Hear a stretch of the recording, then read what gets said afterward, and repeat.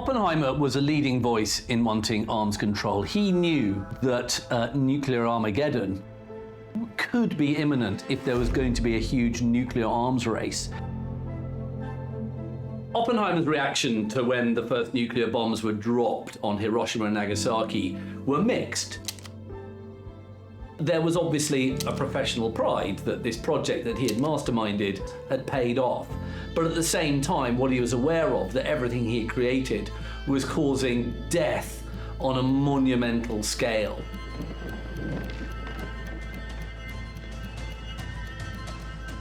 What must it be like to have spent your life doing something, to have done it more successfully you can ever imagine, and then to see the consequences of it could potentially be life-changing and if not life-destroying for everybody on the planet?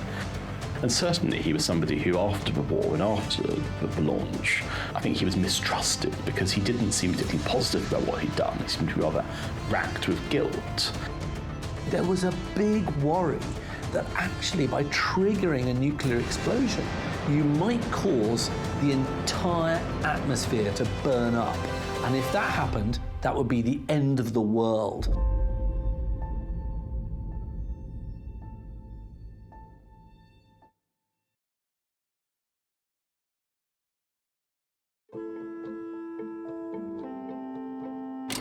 Born in 1904, Julius Robert Oppenheimer grew up in a non-observant Jewish family in New York City. His mother was a painter. His father was a German immigrant who'd made his fortune by importing textiles.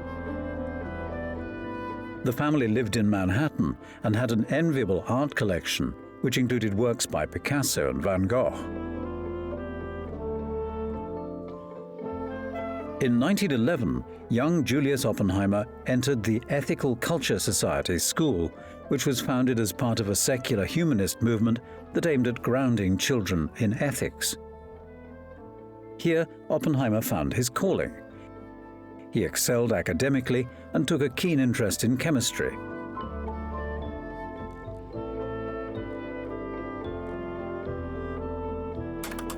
In 1921, he graduated high school and was ready to study at university.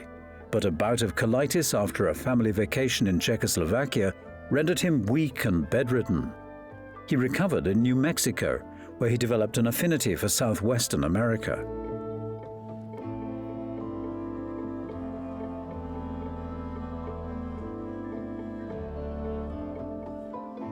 A year later, he moved to New England to study at Harvard, where he majored in chemistry. To compensate for his late start, Oppenheimer took extra courses and was even granted graduate standing in physics, which meant he could bypass basic courses in favor of advanced ones. In only 3 years, he graduated summa cum laude with a Bachelor of Arts degree.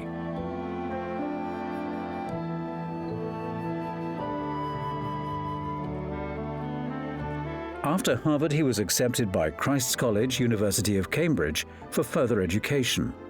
However, he found himself very unhappy there. Oppenheimer developed an antagonistic relationship with his tutor and even allegedly tried to poison him. While he was passionate about science and academia, Oppenheimer led a very troubled life. Oppenheimer, like all brilliant scientists, actually didn't really obey the rules of society that much. In some ways, scientists are true bohemians, much more than the kind of arty types. So, he was, sexually promiscuous, he cheated on his partners, he didn't care much for morality in a kind of wholesome bourgeois middle-class way.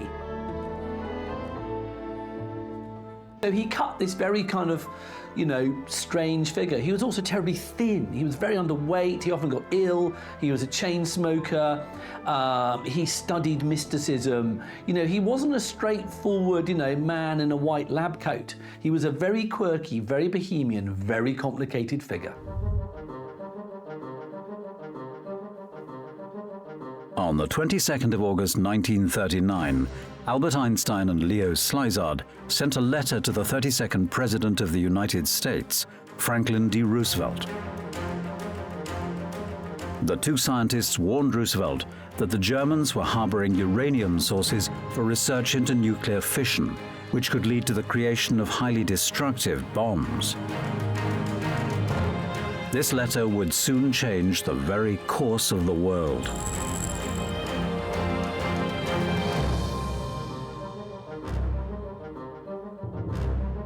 At the time of its delivery, Europe was on the verge of chaos. Nazi dictator Adolf Hitler sat at the helm of Germany, infecting his citizens with hate and division. On the 1st of September 1939, Germany invaded Poland, triggering a declaration of war from Britain and France under the 1918 Treaty of Versailles. Within 6 weeks, the German army crushed Poland, executing thousands of citizens in the process. A dark cloud soon loomed over Europe. Ein Friedleben und aber auch tapferes, und ihr müsst friedfertig sein.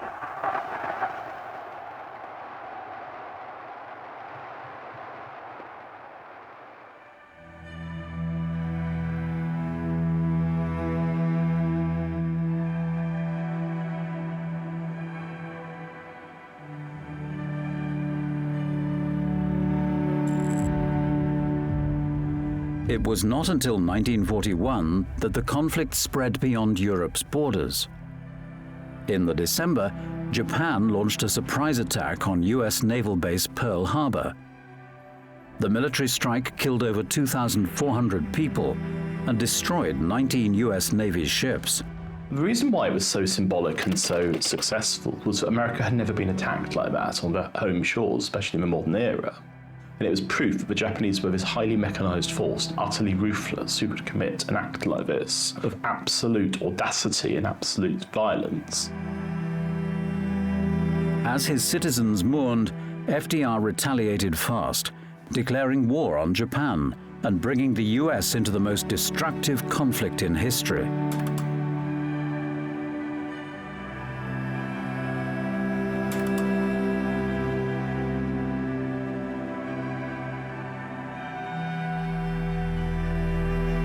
In the summer of 1942, FDR approved the creation of the Manhattan Project, bringing together research scientists and military engineers from across the US and Canada.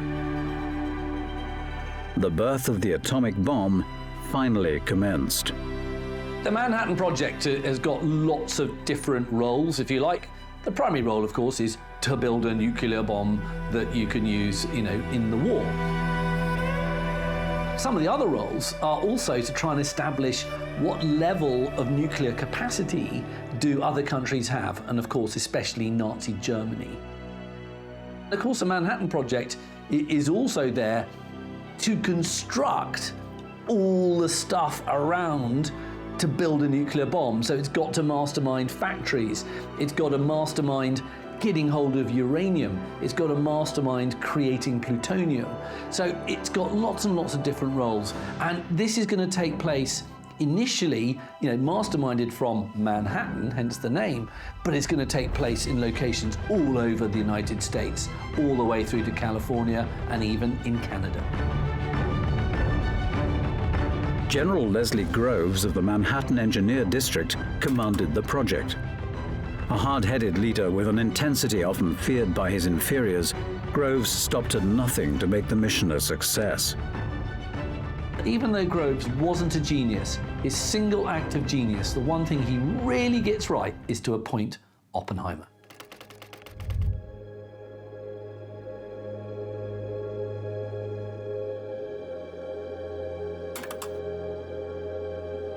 Oppenheimer went on to achieve his doctorate in 1927 at the age of 23 from the University of Göttingen in Germany. By the time he returned to the US, he was a respected and experienced physicist. He taught at Caltech, Harvard, UC Berkeley, and worked alongside highly acclaimed scientists and made important contributions to the field of science. His focus on advancing science never came in the way of his adoration for literature and the mystical. His interest in Hindu literature is well known, as he called the Bhagavad Gita one of the books that most shaped his philosophy of life.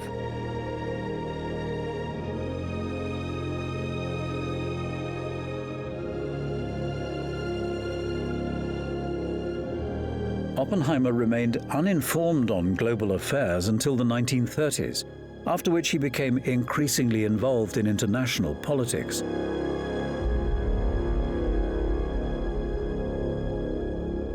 Having lived in Germany at a time when intolerance against Jews was rising, no doubt had an impact on Oppenheimer.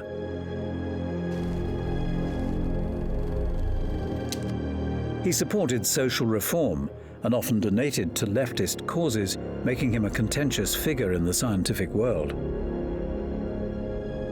Oppenheimer lacked a Nobel Prize. He preferred theoretical science over practical. He was politically left-leaning, often attending Communist Front activities and even going on to marry a member of the Communist Party. Oppenheimer was very much drawn to the politics of the left. He was never formally a member of the Communist Party. He was never a communist agitator. Yet he would later describe himself as being a fellow traveller, someone who was immensely sympathetic towards left-wing causes. He had inherited a lot of money when his parents had died, and there was an enormous estate split between him and his brother Frank. And actually, Oppenheimer was the type of guy, who actually left that to good causes and to university work, rather than, give it to any offspring or relatives. The fact that he wanted to give all his money away to universities and good causes showed that he had that kind of very left-wing idea of sharing wealth rather than accumulating it. Oppenheimer was never an agitator, for a left-wing government, but he was certainly pretty keen on it.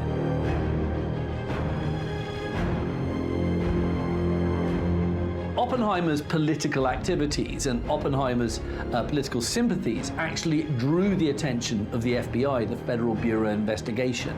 And actually, he had his phone tapped, he had his mail opened, he was watched, he was followed. Obviously, he was in an incredibly sensitive position. And the fact that he had loyalties that may lie elsewhere outside the United States, of course, could have been considered a problem. He soon became the US's greatest chance of building an atomic bomb before the Germans.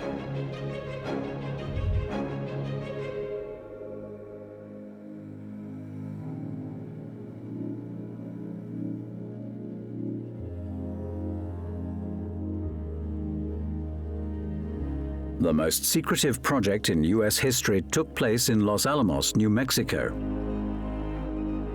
an isolated desert region where Oppenheimer's team would never be disturbed.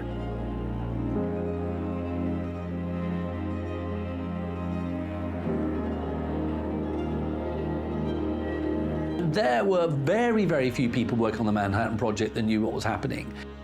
People who were doing the laundry were given these weird devices that they had to, rub over the clothes and to see how many clicks this device meant. Now, those people had no idea what they were doing, but of course today we know those are Geiger counters, which are measuring levels of radiation. So, people were aware there was a lot of weird stuff going on in all the locations of the Manhattan Project, especially Los Alamos in New Mexico. Both Groves and Oppenheimer's scientists set out to create nuclear chain reactions using uranium-235 and plutonium-239, two rare isotopes which needed huge levels of funding to procure. I think there was also a sense that America wanted to be top dog in terms of its technology and its research. It wanted to be this country that was dominant, because obviously at this stage Germany was seen as a threat. It wasn't Russia or Britain or anywhere else. And it's very much a race against time as to who was going to be the first to harness this energy and to come out on top. 3 years into the project, the scientists had created two new bombs named Little Boy and Fat Man. Little Boy had the simpler design. The gun-shaped bomb triggered a nuclear explosion by firing one piece of uranium-235 into another, causing a chain reaction.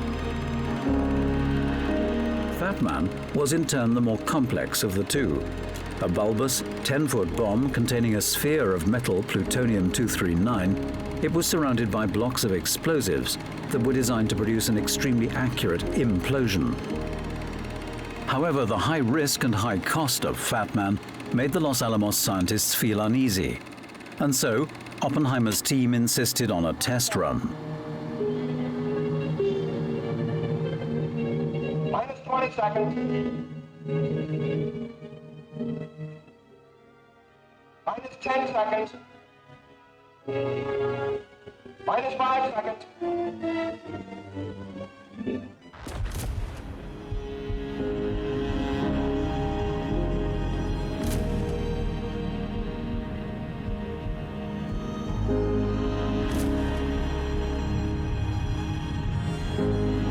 There was a big worry that actually by triggering a nuclear explosion, you might cause the entire atmosphere to burn up. And if that happened, that would be the end of the world. Now, even though many scientists didn't think that was going to happen, there were a few who were just a little bit worried about it. So in fact, when that first bomb does go off, there's a relief in some ways that the world hasn't exploded along with it. Oppenheimer was the American Prometheus because he was this man who had this enormous power, and he was frightened of it because when he saw the test, he said, "I am become death, destroyer of worlds." And I think that's a very powerful thing to say because ultimately it's a responsibility of knowing that you have created this thing, which is not something that you can shy away from or evade.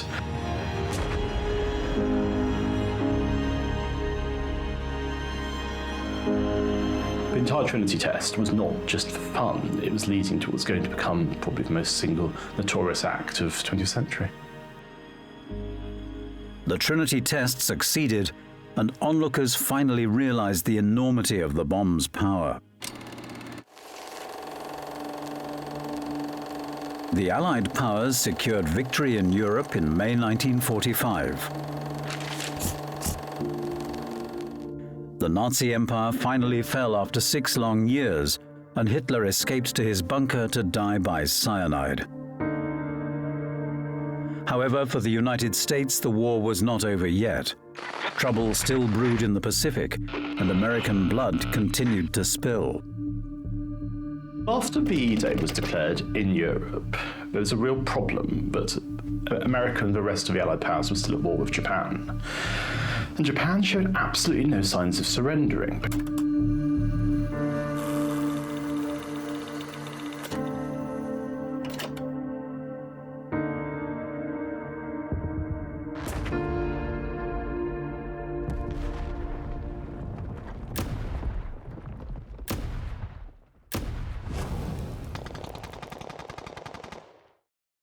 President Roosevelt passed away a month before the Nazi regime's defeat.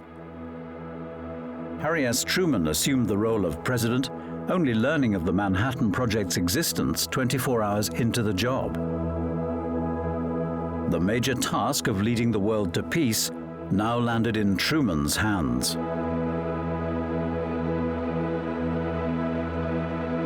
Roosevelt was a very sober man. He understood that what they were dealing with was something of absolute magnitude, and so therefore his idea, and I think he was absolutely right, was as few people knew about this as possible. And in fact, Truman was at one point, before he was aware of the Manhattan Project, he was seeing all these documents which seemed to be this vast government expense, and he didn't understand why people were spending so much money on this secret project. He tried to look into it, but he was informed very sternly, no, this is not for you. And so obviously, in the context of war, there are so many things that you're not involved with, you just let it go. But of course, after Roosevelt died and when he became president, he became aware of what was the greatest scientific endeavour that America had ever been involved in.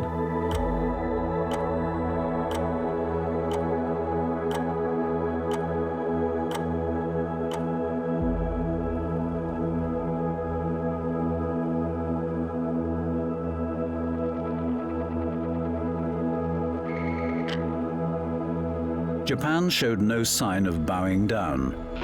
Prime Minister Suzuki announced that the Japanese policy towards the declaration was one of mokusatsu, killing with silence.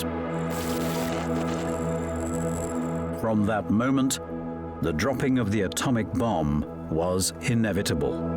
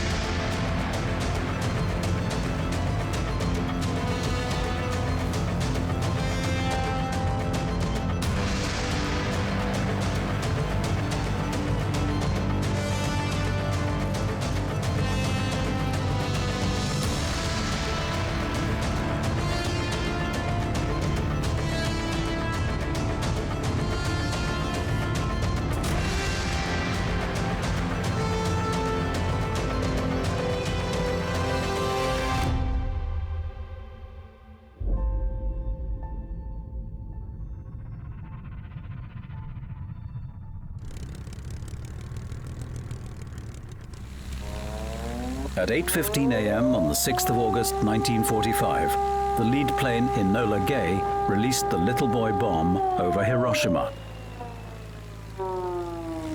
Residents awoke to the most almighty sight in human history.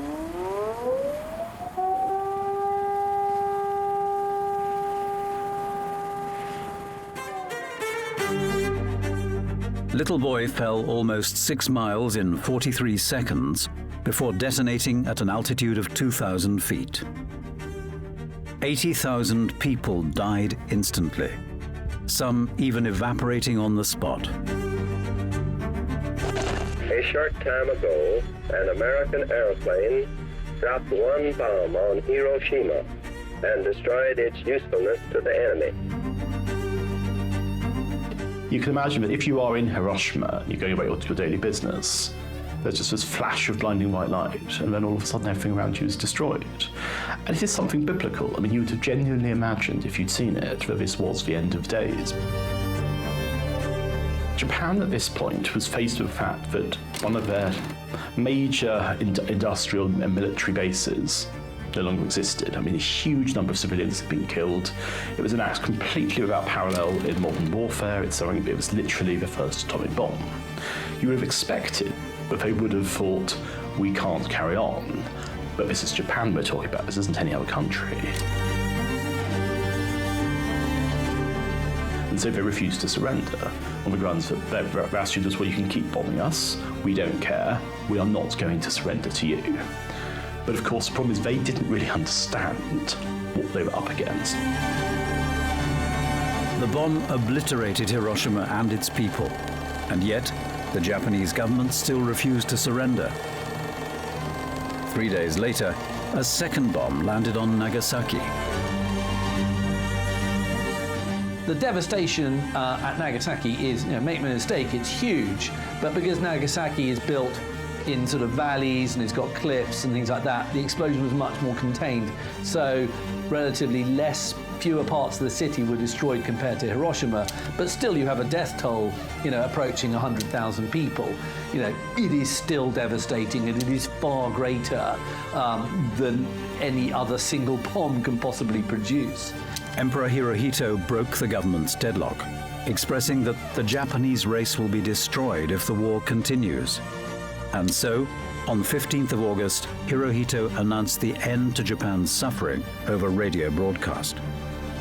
I have received this afternoon a message from the Japanese government in reply to the message forwarded to that government by the Secretary of State on August 11th. I deem this reply a full acceptance of the Potsdam Declaration, which specifies the unconditional surrender of Japan. In the reply, there is no qualification. Reporters rush out to relay the news to an anxious world and touch off celebrations throughout the country. Washington is jubilant.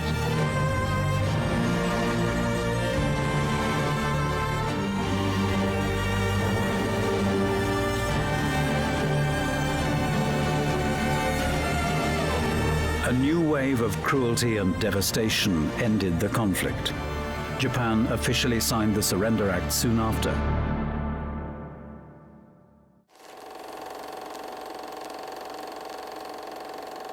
Relief spread across the United States.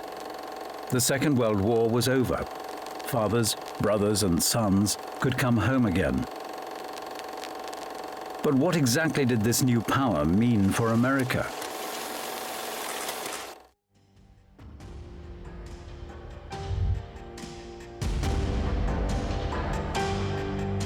What was very interesting about American public reaction to atomic bomb was that it was sold exceptionally well by Truman. But Truman managed to convince them in such a way that if the atomic bomb hadn't been launched, you're talking about a vastly prolonged war with vastly more people dying. So there was actually almost unanimous public support for it. The dropping of the atomic bomb destroyed the traditional competition between offensive and defensive warfare methods. No amount of blockades or shelters could shield citizens from the bomb's fury and rage. The Americans had ultimate control over the most feared weapon on Earth. No one could stand in their way. I don't think there's been an event in human history that was quite so consequential, because what you showed with that was that man was capable of not just destroying each other on a small human scale, but capable of wiping out the world. It was also a sign, as if you'd ever been needed to have it, that we were not anymore in this old-fashioned war of guns and of military invasions and stuff. It was this new, much more terrifying world that was ahead of people. These devices were just going to get bigger and bigger and bigger. And actually, the devastation we see at Hiroshima and at Nagasaki is tiny compared to what nuclear weapons would shortly be capable of delivering. Science has profoundly altered the conditions of man's life, both materially and in ways of the spirit as well. It's extended the range of questions which man has a choice. It has extended man's freedom to make significant decisions. It's easy to think that the story of the Manhattan Project ends in August 1945. However, that's far from the case. It's not an exaggeration to say that there was a world before Hiroshima and Nagasaki were bombed, and a world after Hiroshima and Nagasaki were bombed. The monopoly over atomic weapons placed serious strain on America's relationship with Stalin. A new era of diplomatic tensions burst open at the seams. The use of the atomic bomb in the theatre of war was something that I think America was perfectly prepared to do. And the fact that it was done in this context in World War II was essentially the way of ending the war and also of showcasing American might.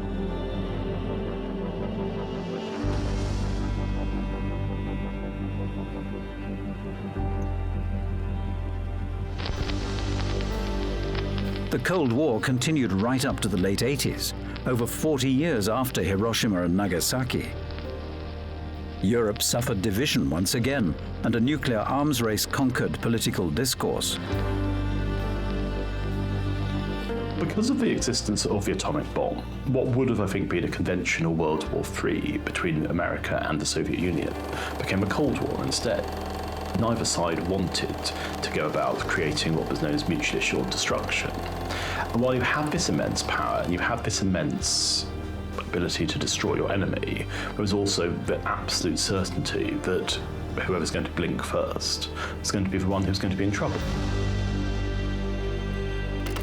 I have been asked whether, in the years to come, it will be possible to kill 40 million American people in the 20 largest American towns by the use of atomic bombs in a single night. I am afraid that the answer to that question is yes.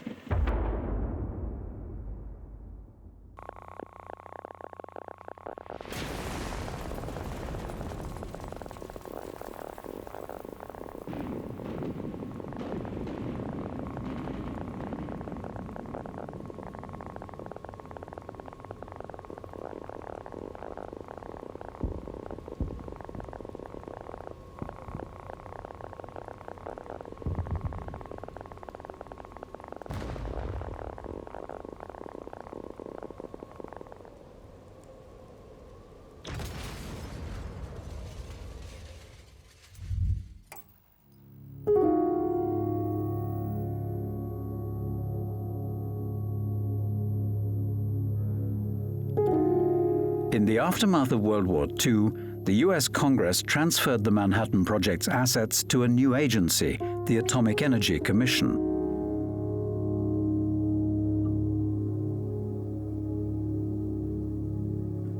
Oppenheimer took on the role of president of the General Advisory Committee of the AEC.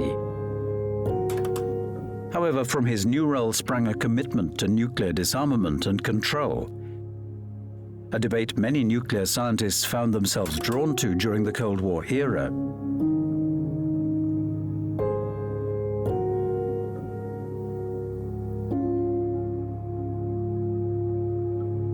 If there is another world war, this civilization may go under.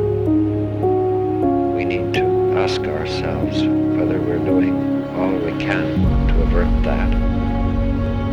need, I think, to learn to understand the realities of life abroad, not so much in terms of slogans as in terms of the lives of men. In our response to these realities, there is hope for peace. Oppenheimer was a leading voice in wanting arms control. He knew that nuclear Armageddon, could be imminent if there was going to be a huge nuclear arms race between the world's superpowers. So he actually, ironically, despite being the father in many ways of the atom bomb, spent much of his time subsequently speaking out against it.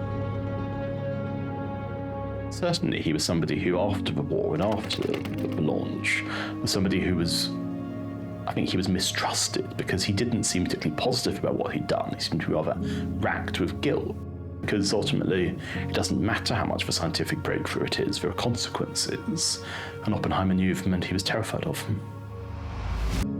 In 1954, these views, coupled with his political convictions, led him to testify before the House Committee on Un-American Activities during the so-called witch hunt promoted by Senator McCarthy. The committee is determined that the hearing shall be fair and impartial.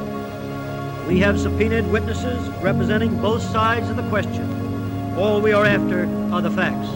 After the war, you have the establishment of all sorts of committees that are investigating whether people have been loyal to the Soviet Union, acted as Soviet agents. It was considered that if you really were a member of the Communist Party, you were un-American, you were a de facto traitor. And in fact, Oppenheimer, despite proving his loyalty to the United States by constructing for them the world's first atomic weapon that ended the war and arguably saved hundreds of thousands of lives, he was still hauled up by committees and asked to justify himself.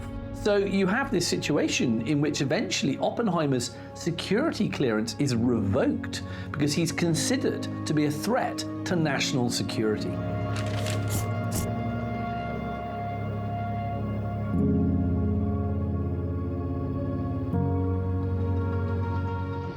I remembered the line from the Hindu scripture, the Bhagavad Gita. Vishnu is trying to persuade the prince that he should do his duty, and to impress him takes on his multi-armed form and says, "Now I am become death, the destroyer of worlds." I think he had probably enough humility to know that even if he wasn't involved, it still would have happened. The nuclear physics was there, the money was there, the nuclear bomb would have been built. So I think Oppenheimer knew that ultimately, his place in history was being there at the right place at the right time.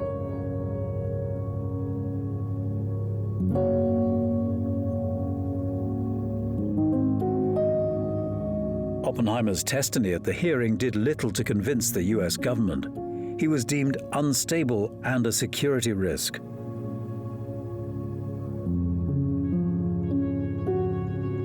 Oppenheimer's clearance was revoked a day before it was due to lapse anyway. The revocation humiliated him publicly and barred him from access to codes needed for his work, essentially ending his career as a scientist.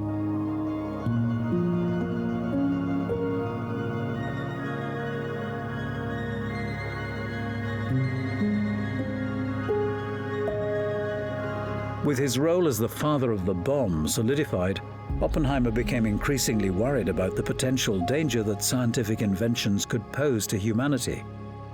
He published many lectures and gave talks around the world about the role of science and the nature of the universe.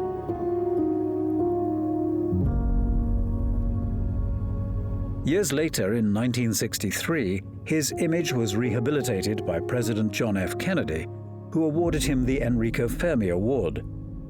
This move enraged many politicians, and he remained unpopular amongst the Republicans.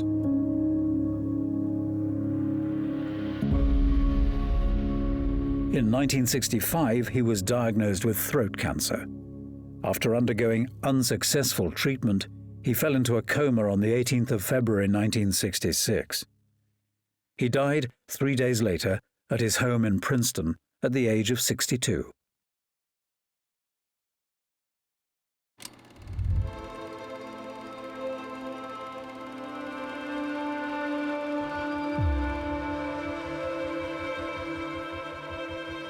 The legacy of the Manhattan Project is immense. The advent of nuclear weapons not only brought an end to the largest war in history, but also ushered in an atomic age and a defining era of big science. Research into nuclear physics, has both been hugely beneficial for mankind. So, the understanding how the atom works, of course, has created, forms of scanning technology which have been brilliant for medicine. Nuclear power, which is arguably the greenest power source on the planet. You've got all sorts of developments that have been very beneficial for mankind. The fall of the Berlin Wall in 1989 symbolized a new era for world peace.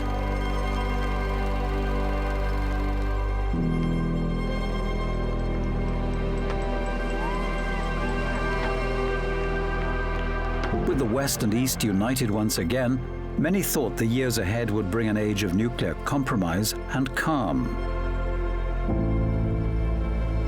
And for a time, they did. Nuclear stockpiles peaked in 1986 and steadied off from the 1990s onwards. The appetite to produce more warheads declined.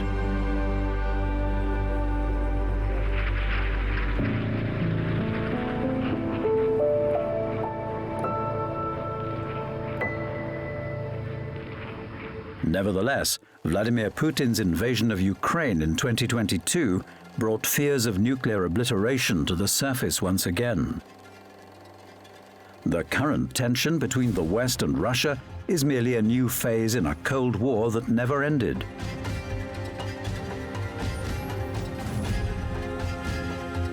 I think at the moment we're probably closer to a nuclear war than we have been since the Second World War.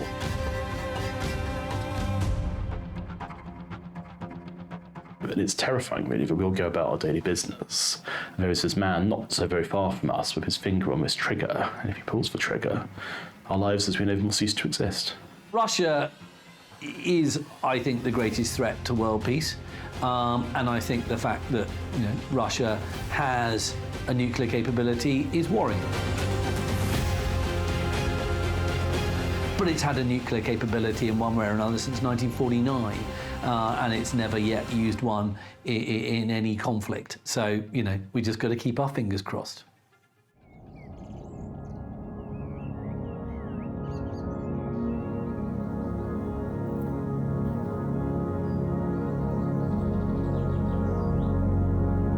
The birth of the atomic bomb changed the world forever.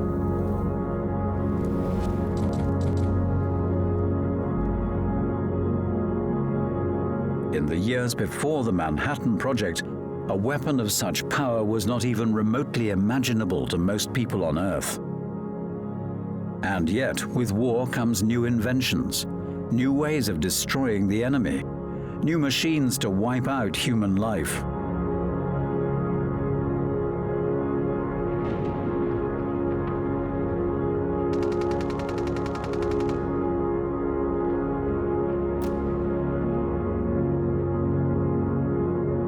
We have potentially got the power now to literally destroy the world. The destruction in Japan has left a mark on every generation since 1945. There isn't a person alive today who does not fear a repeat of Hiroshima and Nagasaki.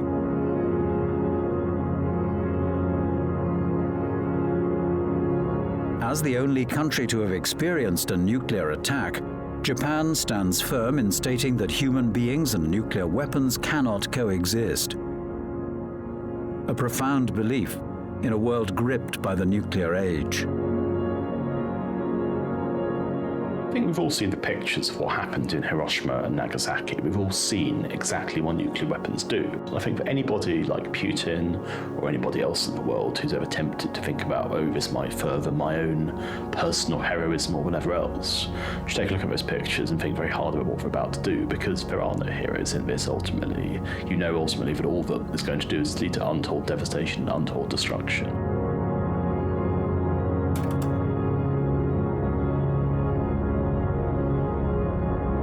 I think what's been very interesting for historians and now filmmakers is to think about what Oppenheimer thought the consequences of his actions were going to be. And certainly he was somebody who, after the war and after the launch, was somebody who was, I think he was mistrusted because he didn't seem particularly positive about what he'd done. He seemed to be rather racked with guilt.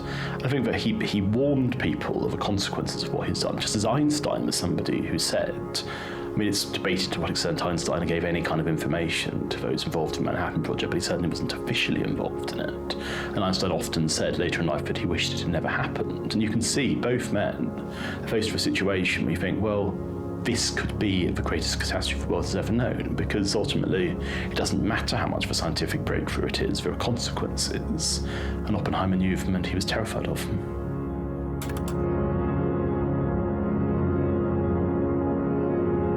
When Oppenheimer was cleared by the Biden administration in 2022, that was a very long haul.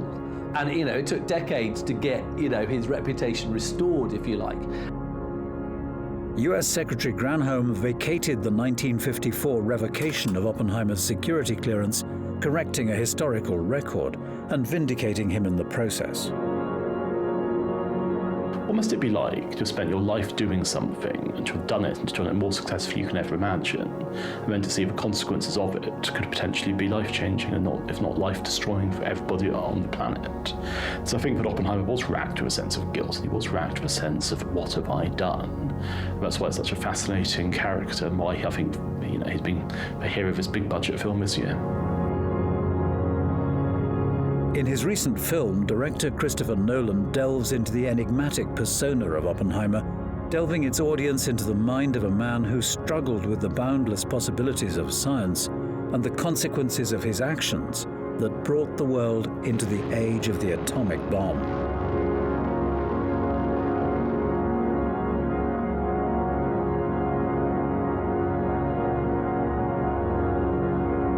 We cannot predict the future. But if one thing is for certain, the threat of nuclear war hangs heavy over the human race, now more than ever.